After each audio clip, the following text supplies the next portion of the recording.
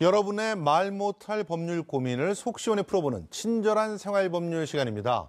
오늘은 최단비 변호사를 모셨습니다. 어서 오세요. 안녕하세요. 예, 오늘의 사례 한번 화면으로 만나보실까요?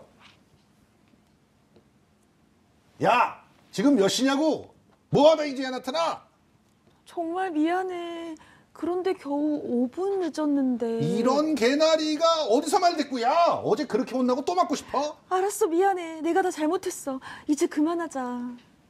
이야, 이렇게 무섭네요. 약속 시간이 5분밖에 안 지났는데 이렇게까지 화를 내야 됩니까? 근데 이런 그 폭행을 사용하지 않아도 이렇게 위협적인 포즈나 폭언만으로도 충분히 데이트 폭력에 해당되는 거죠? 그렇죠. 우리 형법은 폭행죄를 규정을 하고 있는데요.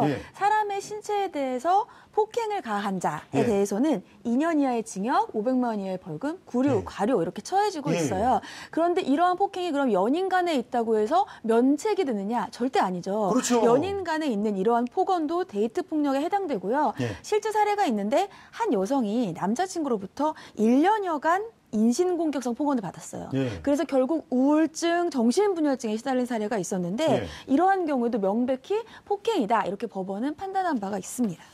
그 지금 현재 사귀고 있는 연인이 이제 뭐 이렇게 만나서 하는 게 아니라 전화나 혹시나 뭐 또 SNS 이런 걸로 이제 폭언할 수도 있잖아요. 그럴 때도 역시 어떤 폭행으로 되는 건가요? 실제 사례가 있는데요. A씨가 이제 A씨가 있는데 A씨가 남자예요. 그래서 피해자인 여성에게 수차례 전화를 하면서 폭언을 합니다. 어떤 폭언이냐 하면 매장시켜버리겠다. 이런 폭언을 계속해요. 무섭잖아요? 전화번호를 바꿨어요. 그럼 또 귀신같이 바뀐 전화번호를 알아내는 거예요.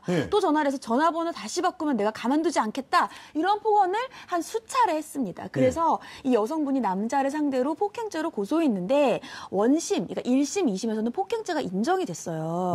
대법원에서 바뀌었습니다. 이유가 뭐냐면 서로 떨어져 있잖아요, 거리가. 그렇기 때문에 폭행은 신체에 대한 유형력을 행사해야 되는데 이렇게 떨어져 있는 상태에서 폭행죄가 되려면 전화통화를 한 상태에서 큰 목소리로 얘기를 하든지 뭔가 귀가 아플 정도의 얘기를 해야지 신체에 대한 유형력의 행사라고 본 거예요. 그래서 거리가 떨어져 있는 경우에는 큰 소리로 욕을 하거나 폭언을 해야 한다라는 취지로 대법원이 파기환송을 한 사례가 있습니다. 아니, 큰 소리로 욕을 하거나 작은 소리로 욕을 하거나 욕은 욕이잖아요. 그렇죠. 근데 이제 이거는요. 조금 예외적인 거고요. 왜냐하면 여기서 수차례 정도밖에 안 했어요. 근데 이 뒤에를 보시면 조금 더 이해가 쉬우실 거예요. 그러니까 뭐 수차례는 안 됐다고 치고 몇 번, 이거 몇 번이죠. 100통씩 뭐 이렇게 하면은 이제 되는 건가요, 이게? 그거는 명백히 폭행입니다. 예를 들자면 일반적으로 데이트 폭행을 가하는 사람들 같은 경우에는 연락이 안 되는 걸 참지 못해요. 그래서 뭐 거의 100통, 200통 받을 때까지 연락을 하잖아요. 맞아요. 특히 요즘에는 문자 메시지로 SNS로 막 난리를 치거든요. 실제 있었던 사례인데 이 어떤 남성분이에요. 남성분이 헤어진 여자친구에게 다시 만나달라 이렇게 얘기를 하면서 협박성 문자 메시지를 보내요. 어떤 내용이냐면 나올 때까지 기다리겠다. 다른 남자를 만나면 손목을 자르겠다. 너무 무섭죠. 이러한 것들을 하면서 답을 하지 않잖아요. 답을 해라. 답을 할 때까지 계속 문자를 보내는 거예요. 이런 문자를 거의 하루에 수백 통씩 5개월에 걸쳐서 2만여 건을 보냈거든요. 2만 건이요? 2만 건. 5개월 동안. 2만 건을 갖다가 다른 걸 차라리 댓글 알바를 했어도 돈을 더 받았겠네요. 거의 쉬지 않고 보냈다고 보면 돼요. 그래서 이런 경우에는 이렇게 수백 통, 수천 통씩 보내는 문자는 폭행이라고 보고요. 또 여기는 내용이 무서웠잖아요. 손목을 자르겠다. 이런 경우에는 협박죄까지도 인정했습니다. 다행이네요. 아니, 그런데 일단 우리가 폭력이다 이렇게 들어가는 거. 그렇죠. 이렇게 한번 정리해 봅시다. 신체적 폭력, 성적 폭력, 행동 통제하는 것도 폭력이네요. 그럼요. 이 데이트 폭력 유형이 크게 네 가지로 볼 수가 있는데 신체적 폭력은 말 그대로 신체 폭행을 가하는 거예요. 언어, 정서, 경제적인 것은 언어적으로 막 이렇게 아까로 무서워요. 손목 자를 거야, 뭐 가만두지 않겠어 죽여버릴 거야 이러한 거고요. 성적 폭력은 이제 아무리 연인 간이라도 이제 부부간 간도 인정되지 않습니까? 그렇죠. 그러니까 원하지 않는데 이제 성적인 어떠한 폭력을 가하는 것이고요. 행동 통제가 가장 애매한데 이것이 사랑이라는 이름으로 잘 둔갑해요. 예를 들자면 짧은 치마 입지 마. 아니면 집에 늦게 들어가지 마. 친구 만나지 마. 이렇게 자꾸만 여자친구 아니면 남자친구의 행동을 통제해야 되는데 이것도 결국은 데이트 폭력의 한 유형이라는 걸 반드시 기억하셔야 됩니다. 사실은 이 3번의 행동 통제를 갖고 만들어진 영화가 옛날에 나온 게 있어요. 가스등이라고 하는 영화가 나왔었고 지금 그걸 가스라이트 그 증후군인가요? 그렇게 해가지고 얘기를 아예 딱 하더라고요. 그러니까 행동을 교묘하게 통제를 하는. 그래서 사람을 갖다 움쭉달싹 못하게 만드는 것도 폭력이다. 자, 그러면 아니 이런 것들을 좀 보고 대법관 아까 그 대법관은 좀 하시지 뭐 한 3번 했다고 고막에 손상이 갈 정도가 아니다 폭력이 아니다 참 어떤 대법관인지 얼굴 좀 보고 싶네요. 자, 서울 여성 10명 중에 도대 88.5%나 데이트 폭력을 너무 충격적이죠. 그러니까 10명 남자친구가 있는 10명 중에 거의 9명은 데이트 폭력을 경험했다라고 얘기를 하고 있어요. 잠깐만 혹시 최단비 변호사님은 경험하신 적 없으셔서 결혼을 하신 거죠? 저희 남편은 그러니까요. 네. 예. 피해자가 되면 되지. 근데 옛날에는 데이트 폭력의 피해자가 남편이시다. 아니, 예. 사랑하니까 제가. 사랑하니까. 예, 알겠습니다. 네. 예. 그런데 이제 데이트 폭력을 열에 9이나 경험을 했잖아요. 네. 근데 더 충격적인 건 이 뒤에 있습니다. 그렇다면 이렇게 데이트 폭력을 당했을 때 주된 느낌은 무엇인가? 우리가 일반적으로 생각했을 때는 헤어지고 싶다는 맞죠. 그리고 두 번째 이거 뭡니까? 무기력, 우울, 자존감 하락도 맞아요. 예. 그런데 두 번째와 네 번째가 이 데이트 폭력의 전형적인 양상이에요. 네 번째는 솔직한데요? 두 번째는 폭력이라는 생각이 들지 않았다. 이거랑 네 번째는 사실 같은 맥락이에요. 예. 나를 사랑한다고 느꼈다. 아까처럼 뭐 짧은 치마 입지 마. 너 다리는 나만 봐야 돼.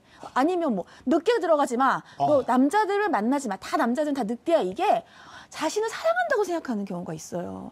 우리 오빠 날 너무 사랑해. 아니라는 겁니다. 이것이 분명히 데이트 폭력이라는 걸 다시 한번 아셔야 되고요. 네. 더 세 번째 게 좀 더 충격적이에요. 그렇다면 데이트 폭력의 피해자가 취한 조치는 63.3%가 별다른 조치를 취하지 않았다예요.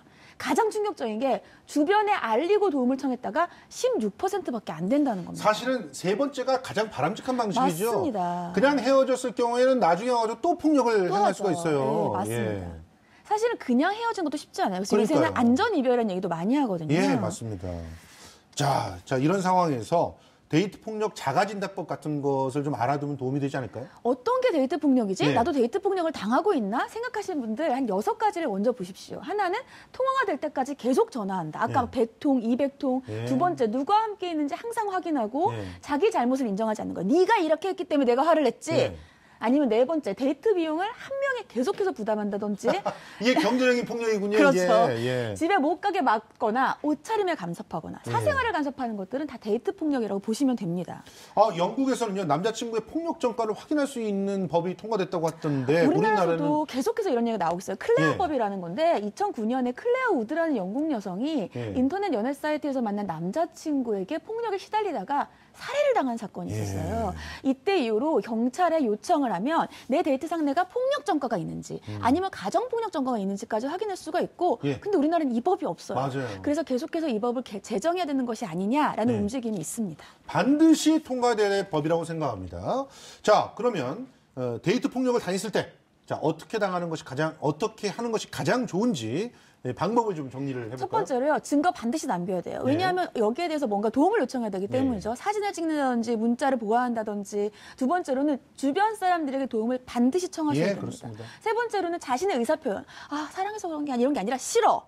단호하게 얘기를 하셔야 되고요. 네 번째로는 여성긴급전화 1366, 원스톱 지원센터 1388 뿐만이 아니라 경찰서에서도 요새 도움을 주거든요. 스마트워치라는 게 있어요. 그렇기 때문에 반드시 주변에 도움을 요청하시는 것이 필요합니다. 사실은요, 주변 사람들에게 도움을 청하는 그런 모습만 보여도 위축이 됩니다. 데이트 폭력을 행하는 사람들이 굉장히 비겁하거든요, 사실은. 맞아요. 비겁하니까 자기한테 약한 사람을 갖다 공격하는 거 아니겠어요? 제가 하지만 항만 드리고 싶은 말이 있는데 여성분들이 아셔야 될 게 데이트 폭력은 사랑이 아닙니다. 반드시 기억하셔야 돼요. 그리고 폭력은 자꾸 에스컬레이트 되죠. 맞아요. 점점 강해집니다. 그러니까 싹수를 딱 보였을 때 끊어버리는 게 가장 좋은 방법이라는 생각이 듭니다. 네, 오늘은 최단비 변호사와 함께 데이트 폭력에 대해서 짚어봤습니다. 고맙습니다.